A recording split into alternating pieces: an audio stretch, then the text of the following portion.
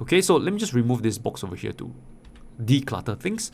So when it comes to stop loss, there are many ways to do it. There are traders who like to set it just below the lows because they think that, hey, if the price reaches this lows, the trade is invalidated. I want to get out of the trade.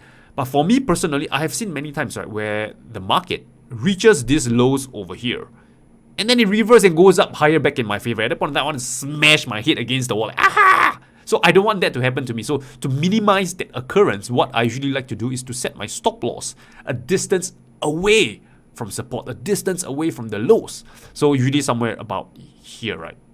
So again, if you don't want to aga, you don't want to, have this subjective element of, where to set your stop loss, you can use a tool like the average true range indicator to help you with it. So this is the average true range indicator at the bottom. In case you're wondering, man, Rainer, where do I find this? So let me just walk you through. Okay, so just going to remove this. Go to indicators, search for ATR, click on this. Ta-da, it's out. For my settings, I go with usually the SMA 20 period because there's 20 trading days in a month. And right now the value is about, you can see over here, 1.221. Okay. So now how do we interpret this value? Very simple. What this means is that over the last 20 trading days, this currency pair, Swiss franc against the Japanese yen, moves an average about $1.20 per day. Okay. So using this number in mind, right, we can actually find out what is the low of these candles, of this swing low over here, and then minus 1 ATR.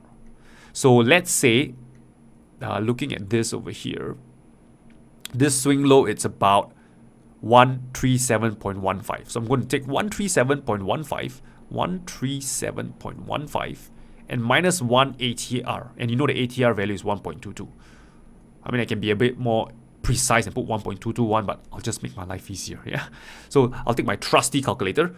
137.15 minus 1.22, and that gives me 135.93. Okay, so with this value in mind, that is where my stop loss is going to be. Okay, so let me just walk you through 135.93. So I'm going to set this over here. I'll change this to red, and I think I'll just change this to 135.93, and that will be my stop loss.